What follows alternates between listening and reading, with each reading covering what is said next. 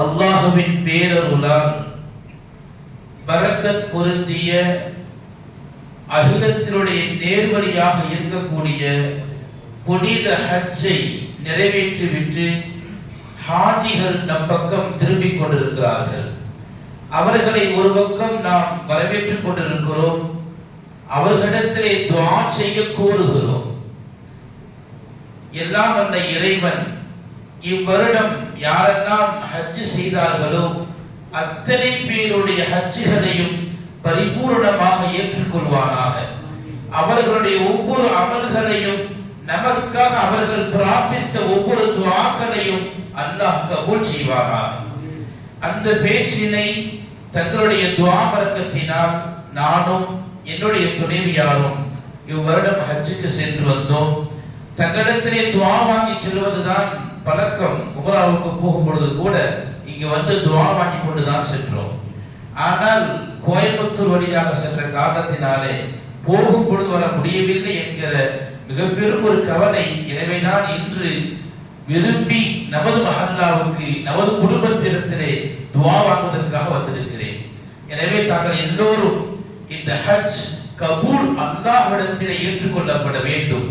இந்த ஹஜ் இறுதியானதல்ல, இனிமேலும் அந்த மண்ணை மிதிக்கின்ற பாக்கியத்தை அல்லாஹ் நமக்கு தர வேண்டும் என்று அனைவரும் துஆ செய்யுமாறு அன்போடு கேட்டுக்கொள்கிறேன். சங்கைக்குரிய பெருமக்களே, ஹஜ் அல்லாஹ்வுடைய மாபெரும் அருள். பணம் இருப்பவர்கள் செல்வதில்லை, நேரம் இருப்பவர்கள் செல்ல முடிவதில்லை, வாய்ப்பு இருப்பவர்கள் எல்லாம் நினைத்தது போன்று போக முடிவதில்லை. அல்லாஹ் யாரை நாடுகிறானோ அழைத்துக் கொள்கிறார். அவர்கள் பல்வேறு காலங்களில் அழுது தொழுது பல்வேறு இமாம்களிடத்திலே ஹஜ்ஜுக்கு போகணும், துஆ செய்யுங்க என்று சொல்லி சொல்லி சொல்லி எத்தனை பேருடைய துஆவோ, எத்தனை நாதாக்களுடைய துஆவோ, எத்தனை தஹஜ்ஜத்தின் அழுகைகளோ, எத்தனை தர்மங்களோ அல்லாஹ் ஏற்றுக்கொண்டதன் விளைவுதான் அந்த புனித மண்ணை மிதித்து ஹஜ் செய்வது. சங்கைக்குரிய பெருமக்களே, மிகச் சுருக்கமாக ஒரு ஹஜ்ஜுடைய தாற்பயத்தை சொல்ல வேண்டும் என்று சொன்னால், அந்த மண்ணை மிதித்த காரணத்தினாலே நம்ம எல்லோருக்கும் ஒரு ஆசை வர வேண்டும் அல்லவா? அதற்காக நான் சொல்லி முடிப்பேன். ஒரு ஏறக்குறைய ஒரு 30 லட்சம் பேர் ஹஜ்ஜுக்கு போயிருப்போம். போகும் பொழுது தங்கள் குடும்பத்தில் யாரெல்லாம் தங்களுடைய உறவுகளை குறித்துக் கொண்டிருக்கிறார்களோ, நம்மின் காரணமாக அவர்களாக எப்படியோ வியாபார துறைகளிலே, குடும்பஸ்தலங்களே, அண்டை வீடுகளிலே நாம் நேர்ல போய் சொன்னோம், நான் அல்லாஹ்வுடைய வீட்டுக்கு போறேன், நான் ஏதாவது பேசி இருந்தா கொடுக்கல் வாங்கல் கொண்டு இருந்த மன்னிச்சிருங்க என்று உறவை சேர்த்துக் கொண்டுதான் ஒவ்வொரு ஹாஜியும் அந்த மண்ணை மிதித்திருக்கிறார். ஏறக்குறைய 30 லட்சம் குடும்பங்கள் ஒற்றுமையாக இந்த ஹஜ்ஜை கொண்டு திகழ்ந்திருக்கிறது. அதைத்தான் ரப்பு சொன்னார், ஹுதல் ஆலமீன், இந்த ஹஜ் அகிலத்தின் நேர்வழி காட்டி 30 லட்சம் குடும்பங்களை ஒன்று சேர்த்தது. அது மட்டுமா, போயிட்டு ஹாஜியா வர்றாங்க. 16ஆம் தேதி ஒரு ஃபிளைட், 9ஆம் தேதி ஒரு ஃபிளைட். நாங்கள் முன் சென்றது அனைவரும் வந்து விட்டோம். போயிட்டு வந்த ஹாஜிக்கு அல்லாஹ் தருகிற அந்தஸ்து, ஒவ்வொரு ஹாஜியும் 400 பேருக்கு சிபாரிசு செய்யலாம். இறைவா, நரகத்தை விழித்திருக்கிறாய், சொர்க்கத்தை கொடு, நீ கொடுத்த ஹஜ்ஜை கொண்டு கேட்கிறேன், நீ கொடுத்த மக்காவுடைய பாக்கியம், மதீனாவின் பாக்கியம், தவாஃபின் பாக்கியம், ரவுதாவில் சலாம் சொன்னதின் பாக்கியம் தானே நான் கேட்கிறேன். ரப்பே, என் காரணமாக நீ கொடுத்த அந்த அருள் ஹஜ்ஜின் காரணமாக 400 பேருக்கு சிபாரிசு பாக்கியத்தை அல்லாஹ் தருகிறான். இது ஹதீஸ். கொஞ்சம் யோசிக்கிறேன். 30 லட்சம் பேரும் அல்லாஹ் ஹஜ்ஜை ஏற்றுக்கொண்டிருப்பானேயானால் ஒவ்வொருவருமே 400 பேருக்கு சிபாரிசு செய்தால் 120 கோடி மக்களும் சொர்க்கத்துக்கு செல்வார்கள். ஒரு ஹஜ் அல்லாஹ்வால் ஏற்றுக்கொள்ளப்பட்டு அந்த ஹாஜி உண்மையிலேயே ஹஜ்ஜுக்கு பிறகு அல்லாஹ்வுக்காக ஒரு வாழ்க்கை வாழ்ந்து பழகி விட்டார் என்று சொன்னார். நபியின் ஷஃபாஅத்தை விரும்பி வாழ பழகிக் கொண்டார் என்று சொன்னார். மௌத் வரை ஹாஜியாகவே வாழ்ந்து விட்டார் என்று சொன்னார். அவர் பெரும் தகுதி. தான் பாவமற்று போகிறார், 400 பேருக்கு நரகத்திலிருந்து விடுதலை வாங்கி தருகிறார். யோசித்து பார்க்கிறேன், உலகத்தில் 120 கோடி மக்களை சொர்க்கத்துக்கு அழைத்து செல்வது ஹஜ் என்பது எல்லாம் வல்ல இறைவன் இங்கு அமர்ந்திருக்கின்ற வர இருக்கின்ற வந்து கொண்டிருக்கிற மஹல்லாவை சார்ந்த பக்கத்து மஹல்லாவை சார்ந்த அத்துணை பேர்களுக்குமே அல்லாஹ் இந்த ஹஜ்ஜை நசீபாக்குவானாக. நம் சந்ததிகளுக்கும் ஹஜ்ஜை நசீபாக்குவானாக. எல்லா நிலையிலும் ஆர்வத்தோடும் ஆசையோடும் ஒவ்வொரு தஹஜ்ஜுதிலும் ஒவ்வொரு ரமலானிலும் ரப்பிடத்தில் வேண்டி கேட்டு அந்த ஹஜ்ஜை அடையும் பாக்கியத்தை அல்லாஹ் நசீபாக்கி தருவானாக. சங்கைக்குரிய பெருமக்களே, நமக்கு இறைவன் அவன் பக்கம் நெருங்க பல்வேறு வழிகளை தருகிறான். வருடத்தின் 3-10 நாட்கள் மிக முக்கியமானது. நாம் இருக்கின்ற 1446 ஹிஜ்ரி பிறந்து 5 நாட்கள் ஆகிறது. இஸ்லாமிய வருடப்பிறப்பு பிறந்து 5 நாட்கள் ஆகிறது. பலருக்கு இன்னும் கூட இஸ்லாமிய 12 மாதங்கள் தெரியாது, தன் பிள்ளைகளுக்கு சொல்லித் தரவில்லை என்பது மார்க்கத்தின் பின்னடைவு. மார்க்கத்தின் அம்சங்களை மதிக்க வேண்டும் என்று சொன்னால் 1446 ஹிஜ்ரி பிறந்து முஹர்ரம் 5ஆம் நாள் இருக்கிறோம் இல்லையா? வருடத்தில் 3-10 நாட்கள் அல்லாஹ் இபாதத்தோடு இணைத்து தன் பக்கம் நிறுத்துகிறார். முதல் 10 நாட்கள் ரமதானின் கடைசி 10 நாட்கள், வருடத்தில் முக்கியமான 10. நோன்பும் இஅ்திகாஃபும் தராவீஹும் தஹஜ்ஜுதும் அல்லாஹ்வுடைய கண்ணீரும் அந்த நாட்கள் கழிகிறது.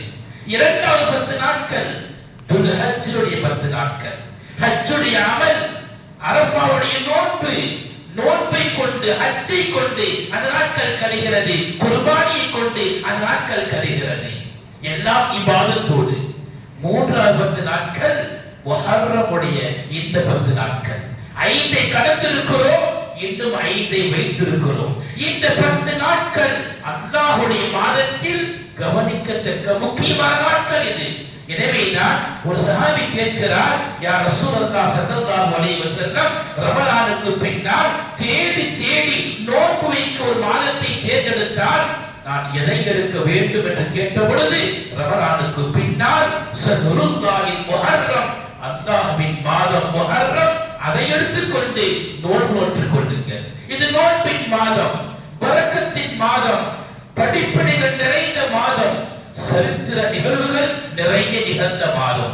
அந்த மாதத்திலே நாம் வர இருக்கிற முஹர்ரம் 10 ஆஷுராவுடைய நாள் மிக கவனிக்கத்தக்க ஒரு நாள். பல்வேறு சரித்திரங்களை பொதிந்த நாள் அது. அந்த நாளை தான் வருகிற புதன்கிழமை முஹர்ரம் 10. அந்த 10க்கு என்ன முக்கியத்துவம்? பெருமாள் ஸல்லல்லாஹு அலைஹி வஸல்லம் மதீனாவுக்கு வருகிற பொழுது மக்கள் எல்லாம் நோன்பு நோற்று ஆரவாரமாக சந்தோஷமாக இருக்கிறார்கள். ஏனப்பா நோன்பு நோற்றீர்கள் கேட்கிறாங்க பெருமாள் ஸல்லல்லாஹு அலைஹி வஸல்லம். நோன்பு நோற்றவர்கள் யஹூதிகள். எதுக்கு நோன்பு வச்சிருக்கிறீங்க? உங்கள் வழக்கப்படி நோன்பு சொன்னாங்க. அவங்க எங்கள் நபி மூசா அலைஹிஸ்ஸலாம், எங்கள் நபி மூசா அவரோடு இருந்த 6 லட்சம் பேர், அத்துணை பேரும் ஃபிரௌன் என்கிற கொடிய நபரிடமிருந்து பாதுகாக்கப்பட்ட நாள் இது. ஃபிரௌன் அழிந்த நாள் இது. எங்கள் நபியும் சமூகமும் பாதுகாப்படைந்த நாளை நாங்கள் இறைவனுக்கு நன்றி கூர்ந்து நோன்பு நோக்கிறோம். கேட்ட உடனே பெருமானார் சொன்ன வார்த்தை, நஹனு அஹக்கு பி மூசா மின்கும், உங்களை விட நாங்கள் தானே மூசாவுக்கு நெருக்கமானவர்கள். நான் ஒரு நபி, மூசா என் சகோதரன் நபி, நாங்களும் நோன்பு வைப்போம் என்று சொல்லி அன்று துவங்கியதுதான் இந்த ஆஷூரா. மூசா அலைஹிஸ்ஸலாமுடைய சமூகம் பாதுகாக்கப்பட்ட நாள் இது. நூஹ் அலைஹிஸ்ஸலாமுடைய கப்பல் ஆர்மேனியா பகுதியிலே ஜூதி மலை, அங்கே போய் மோதி நிற்கின்றது. துருக்கியுடைய ஆராய்ச்சியாளர்கள் கண்டுபிடிக்கிறாங்க, காபர் என்கிற மரத்தால் செய்யப்பட்டு 1000 வருடம் கூட தாங்காத கப்பல் படிப்பொருள்கள் காரணத்தினாலே அப்படியே 5000 வருடங்கள் கழிந்து கூட இன்றும் அந்த கப்பல் இருக்கிறது. அந்த கப்பல் புறப்பட்டு 6 மாதம் கழித்து இந்த முஹர்ரம் 10 தான் ஜூதி மலை ஒதுங்கியது. நூஹ் அலைஹிஸ்ஸலாம் புறப்படும் பொழுது 80 பேர் இருந்தாங்க. அத்தனை பேராக நோன்பு வச்சுக்குவாங்க. நான் புறப்படுவது ஒரு பாதுகாப்பான பிரயாணம், ஒரு வரலாற்று சிறப்புமிக்க பிரயாணம். முழு உலகம் வெள்ள பிரளயத்தால் மூழ்கிற பொழுது நம்மை முகமாய் நோன்பு நோருங்கள் என்றார்கள். நோன்பு நோற்று புறப்பட்ட பிரயாணம் 6 மாதம் கழித்து இதே முஹர்ரம் 10 தான் ஜூதி மலை ஒதுங்கியது. ஒதுங்கிய பிறகு சொன்னாங்க, நூஹ் அலைஹிஸ்ஸலாம் நோன்பு வையுங்கள். இபாதத்தோடு இந்த நாட்கள் கடந்து கொண்டிருக்கிறது, நோன்போடு சேர்கிறது. அல்லாஹ்வுக்கு நன்றியுள்ள அடியார்களாய் இந்த நாள் நம்மை உணர்த்தி காட்டுத்துக் கொண்டிருக்கிறது. இன்னும் ஒரு சரித்திர நிகழ்வு. யூனுஸ் அலைஹிஸ்ஸலாத்து வஸ்ஸலாம் ஈராக் நாட்டிலே நீனுவா என்கிற ஊருக்கு நபியாக அனுப்பப்பட்டு அவர்கள் மறுத்து இவர்கள் கோபித்து போகும்போது சொன்ன வார்த்தை, நான் போறேன் 3 நாள்ல ஊர் அழியும் சொன்னார்.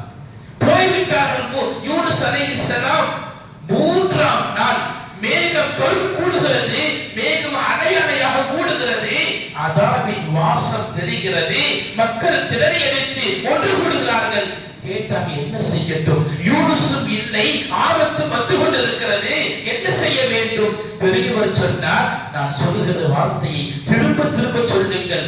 ரப்பு நாடினார், அவன் பெறுகிற வேதனையை நம்மை விட்டு நீக்குவான். என்ன வார்த்தை தெரியுமா?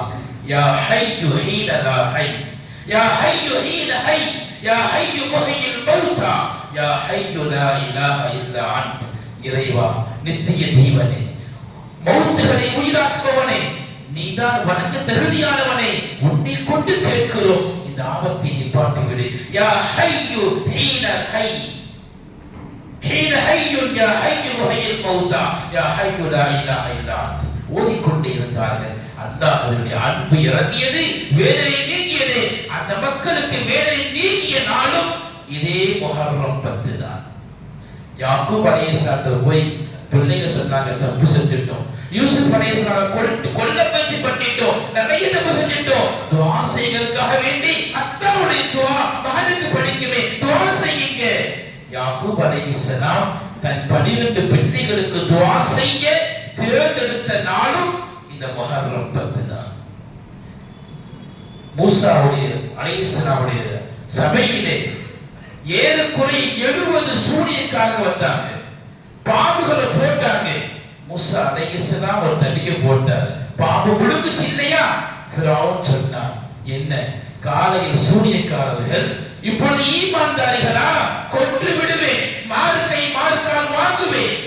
அவர்கள் சொன்ன வார்த்தை, ஃபக்திமா அன்த கால், நினைத்ததை செய்துவன், உலகத்தில் நீ செய்வாய், மறுமையில் ரப்பு உயர்ந்த அந்தஸ்தை தருவான் என்று சொல்லி 70 பேர் வெட்டப்பட்டார்களே. அந்த காலையில் சூரியக்காரர்களாக வந்து மாலையில் ஷஹீதுகளாக மாறிய நாளும் இதே நாள் தான்.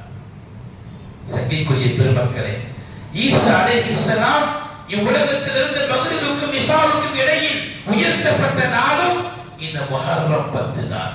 பல்வேறு சரித்திரங்களை உள்ளடக்கிய நாள் தான் இந்த அஷூரா. இந்த முஹர்ரம் 10 வரக்கூடிய புதன்கிழமை. இந்த நாள் நமக்கு தருகிற பாடங்கள் நிறைய உண்டு. நோன்பு வைப்பதோடு நிப்பாட்டக்கூடாது. நான் வைக்கிற நோன்பின் பாடமும் படிப்பினையும் அதை கொண்டு வாழ்க்கையின் தடங்கள் மாறுவதும் ஏற்பட்டால் தான் அந்த நோன்புக்கு அர்த்தம் உண்டு. வெறும் வாய் நோன்பு வைக்கிறது, வாழ்க்கை மாறவில்லை என்று சொன்னால் அந்த நோன்புக்கு அர்த்தம் இல்லை. 2 நோன்புகள், செவ்வாய்க்கிழமை ஒன்றும் புதன்கிழமை ஒன்றும், முஹர்ரம் 9, 10. இந்த நோன்பு தருகிற பாடம் என்ன தெரியுமா? உலகத்தில் எத்தனை பேர் மக்களை நசுக்குகிறார்களோ, மக்களை துன்புறுத்துகிறார்களோ, எவ்வளவு கஷ்டங்கள் வருகிறதோ, ஆட்சியின் மூலமாக, சட்டங்கள் மூலமாக, விதி வரிகள் மூலமாக, பொருளாதார உயர்வின் மூலமாக, விலைவாசி உயர்வின் மூலமாக, குழந்தை இல்லாத காரணத்தினாலே, திருமணமாகி சந்தோஷம் இல்லாத காரணத்தினாலே, பல்வேறு நிலைகளில் மனிதர்கள் ஒரு விரக்தி நிலைக்கு போகிற பொழுது, இனிமேல் என் வாழ்க்கையில ஒன்றுமே இல்லை, சந்தோஷத்துக்கு வழி இல்லை, நான் சிரிக்கிறதுக்கு நேரம் இல்லை, என் வாழ்க்கை நிரம்ப துன்பங்கள் தான் என்று மனமடித்து போய் உட்காருகிற பொழுது நீங்கள் ஆஷூராவை பார்க்க வேண்டும்.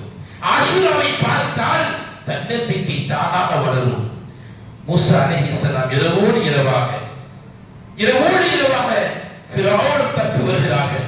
எந்த ஃபிரௌன் தெரியுமா? அன ரப்புக்குல் ஆலா, நான் தான் உங்கள் கடவுள் என்று சொன்னார்.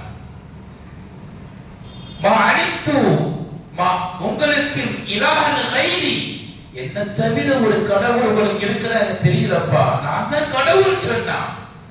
அவன் சொன்னான், என்ன உங்களுக்கு தெரியுமா, எனக்கு தான் மிஸ்ருடைய ஆட்சியே இருக்கிறது. வஹாதில் அன்ஹாரு தஜ்ரி மின் தஹ்தி, இந்த ஆறு எனக்கு கீழே ஓடுது. நான் சொன்னா ஓடும், சொன்னா நிற்கும். ஆற்றினுடைய அதிகாரம் எனக்கு, நாட்டினுடைய அதிகாரம் எனக்கு, வானத்தின் அதிகாரம் எனக்கு உள்ளது. நீங்கள் யார் தெரியுமா?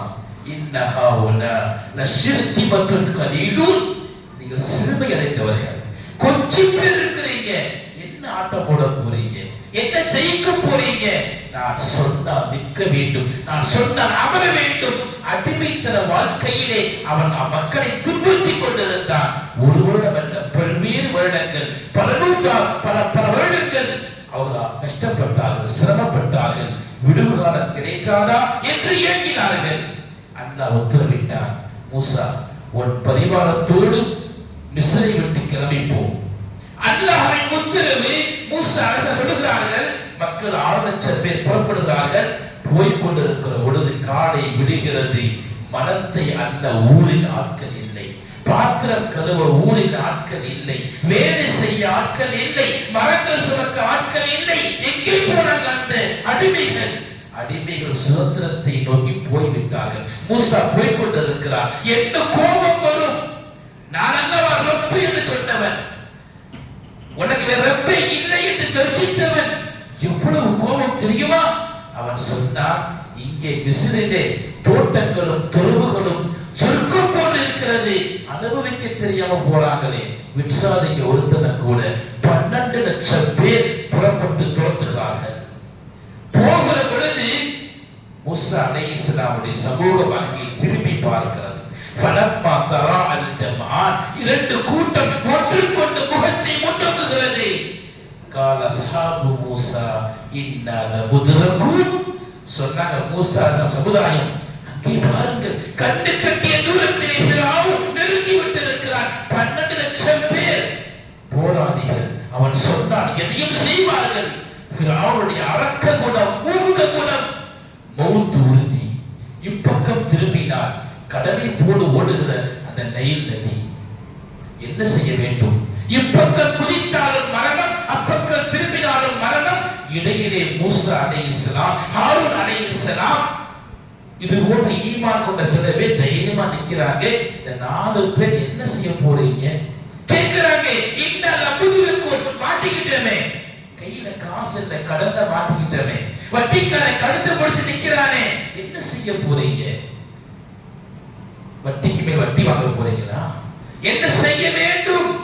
கழுத்தில் கத்தி நிற்கிறது. ஒரு இக்கட்டான ஒரு சூழல், மரணத்தை தவிர்த்து வாழ்க்கை இல்லை என்கிற நிலை போகிற பொழுதுதான் மூசா அலைஹிஸ்ஸலாம் மிக தைரியமாக ஈமானிய அமுதம் சுரந்தவர்களாய், பல்வேறு புயல் காற்று வீசும் பொழுதும் ஆடாமல் அசையாமல் இருக்கிற ஆலமரத்தை போன்று ஃபிரௌனுடைய படை கண்ணுக்கு தெரிந்த போதும், பெருக்கெடுத்து ஓடுகிற நைல் நதி தெரிந்த போதும் சொன்ன வார்த்தை நமக்கெல்லாம் ஒரு பாடம். கல்லா, ஒன்றும் ஆகாது, சொல்லி பழகணும். ஒவ்வொரு கஷ்டம் சொல்லி பழகணும், ஒன்றும் ஆகாது. அல்லாஹ் கொடுத்த கஷ்டத்தை அல்லாஹ் நீக்குவானே. நானே கஷ்டத்தை வாங்கிட்டேன், எங்க பெரிய ஒரு பாவம், கஷ்டத்துக்கு காரணம் தெரியுது, நான் பாவத்தை விட்டுட்டா கஷ்டம் போயிடுமே. ஆனா தொழுகாம இருக்கிறனே, அந்த கஷ்டம் வந்திருக்கு, தொழுக ஆரம்பிச்ச கஷ்டம் போயிரு. கல்லா, சொல்லி பழகுங்கள் வாழ்க்கை முழுக்க. எந்த கஷ்டம் வந்தாலும் சரி, கல்லா, ஒண்ணும் ஆக போறதில்லை. தலையை கீழே வச்சு நடந்தாலும் கஷ்டம் போகாது, 4 பேர் சொன்னாலும் கஷ்டம் போகாது. உங்களை படைத்த ரப்பு, எந்த ரப்பு கஷ்டத்தை கொடுத்தானோ அவனிடத்திலே முறையிட்டாலே தவிர கஷ்டத்திற்கு தீர்வு இல்லை. ஆஷூரா கற்றுத் தருகிறது. மூசா அலைஹிஸ்ஸலாம், கல்லா, ஒன்றும் ஆகாது, இன்ன மஅய ரப்பி, என் கூட ரப்பு இருக்கிறான், சயஹ்தி, வழி காமிப்பான், வழி சொல்வான். கஷ்டப்படாதீங்க, அவசரப்படாதீங்க. உடனே தொழுகை விட்டுறது, உடனே அண்ணாவை மறந்துறது, உடனே அண்ணாவை திட்டுறது, எதற்கு தொழுகிறேனே, நோக்கு வைக்கிறேனே, தர்மம் கொடுக்கிறேனே, ஏன் என்னை சோதித்தார்? பிறந்த குழந்தை மௌத்தானாலும் கூட அவசரப்பட்டு விடக்கூடாது. நெருங்கிய உறவுகள் மௌத்தாகும் பொழுது கூட நம் கைகளால் குளிப்பாட்டி தூக்கிக் கொண்டு போகிற பொழுது ஆசைப்பட்டு விடக்கூடாது. உன் ரப்பு உங்களை வீணாக்க மாட்டான். நம் ரப்பு நம்மை வீணாக்க மாட்டான். ரப்பின் மீது அபரிமிதமான நம்பிக்கையும் உறுதியும் பிறகு அல்லாஹ்விடத்திலே வேண்டுதல் இருந்து விட்டால் நம் ரப்பு நம்மை என்றும் கைவிட மாட்டான். சொன்ன மறுமாத்திரத்திலே அல்லாஹ் சொன்ன வார்த்தை ஃபத்ரிபியா சாக்கல் பஹர் மூசா உன் கைகளால போய் வேகமா அந்த தண்ணீரை அடிங்கன்னு சொன்னான். யோசிக்கவே இல்லை. நான் ரப்பை நம்பினேன், வழிகாணிப்பான் சொன்னேன், வழி வந்துருச்சு.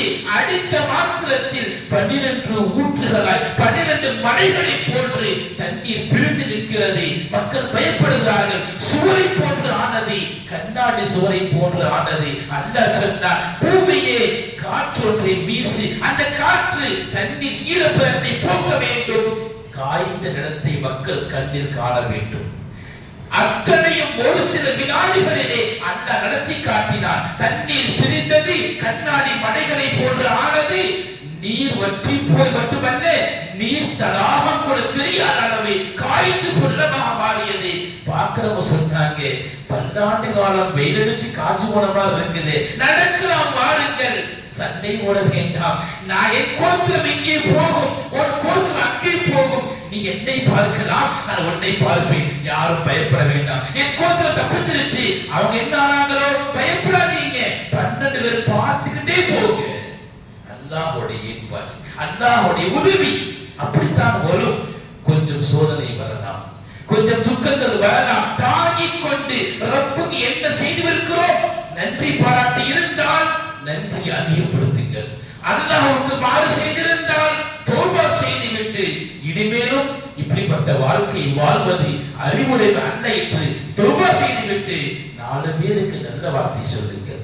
4 பேர் அன்பாய் பழகுங்கள், அன்போடு பேசுங்கள். அதிகாரம் மனைவியிடத்தில் ஈடுபடாது, மகனிடத்தில் ஈடுபடாது, ஒரு சமூகத்தை ஈடுபடாது. ஒரு அரசியல் தலைவரோ, ஒரு குடும்ப தலைவரோ, ஒரு இமாமோ அதிகாரம் ஈடுபடாது. அன்பான வார்த்தைகளால் ஒரு சமூகத்தை வளைத்து போட முடியும். அடங்காத மனைவியை அன்புள்ள மனைவியை மாற்ற முடியும். குரு ஆஷுரா சொன்னது மூசா அலைஹிஸ்ஸலாமுடைய விவேகம் அந்த இடத்தில் வேலை செய்தது.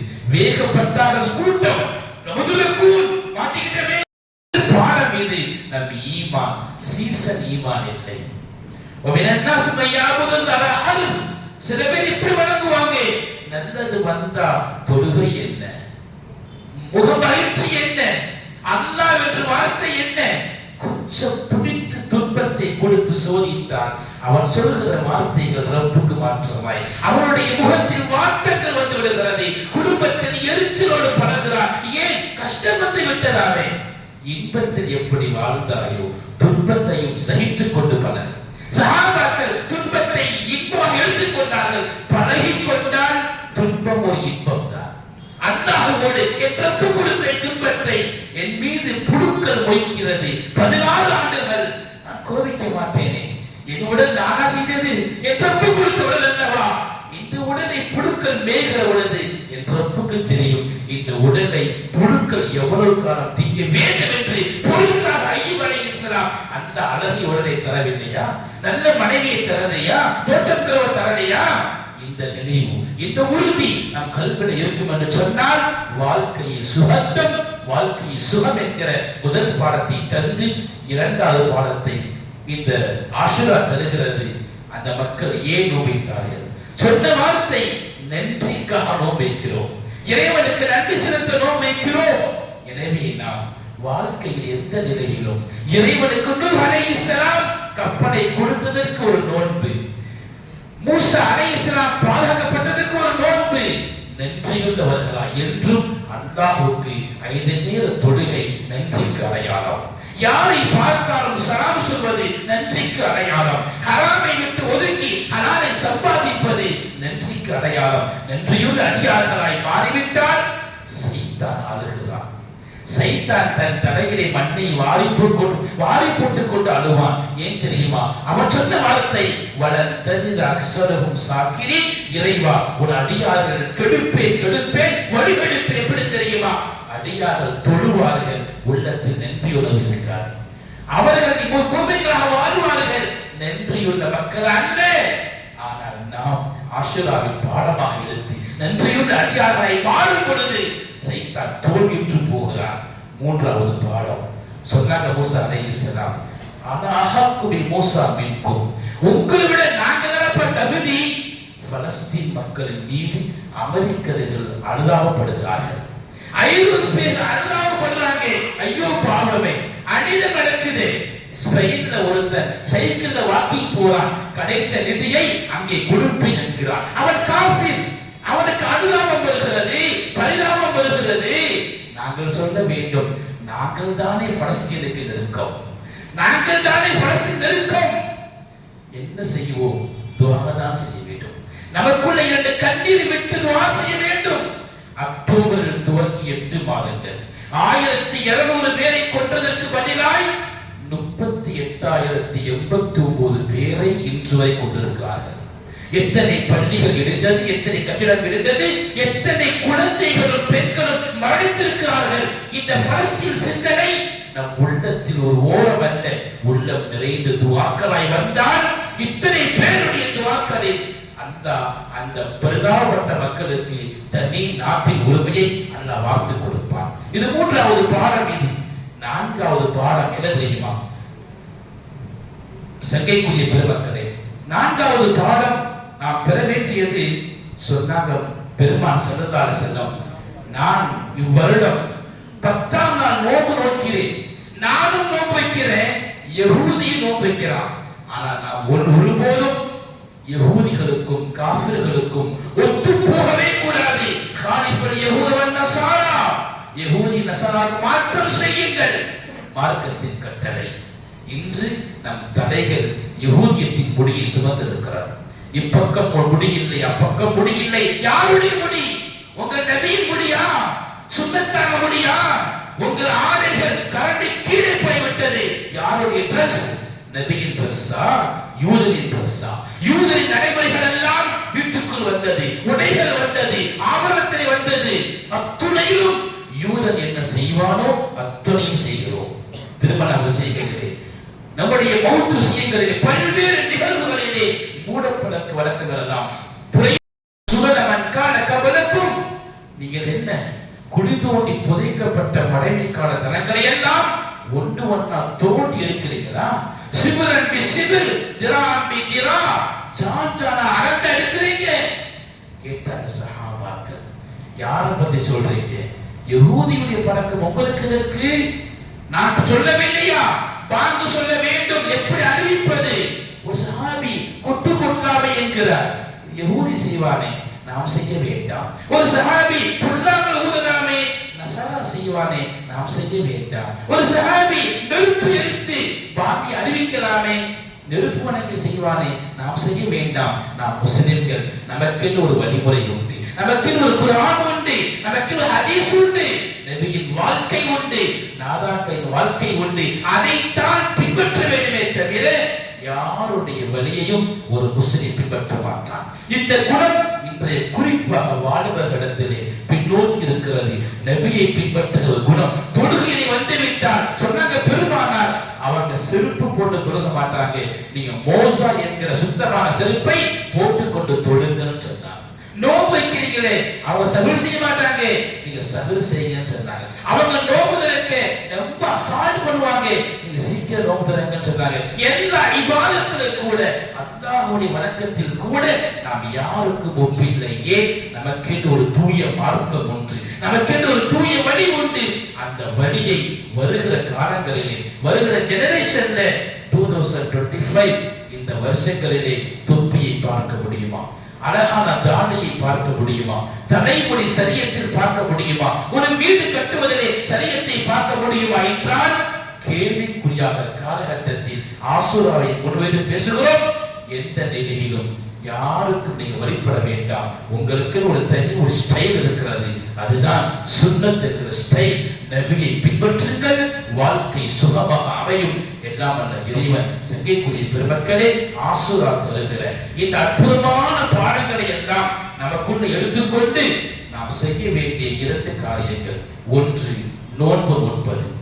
பெருமான் ஸல்லல்லாஹு அலைஹி வஸல்லம் நோன்பை சொன்னாங்க.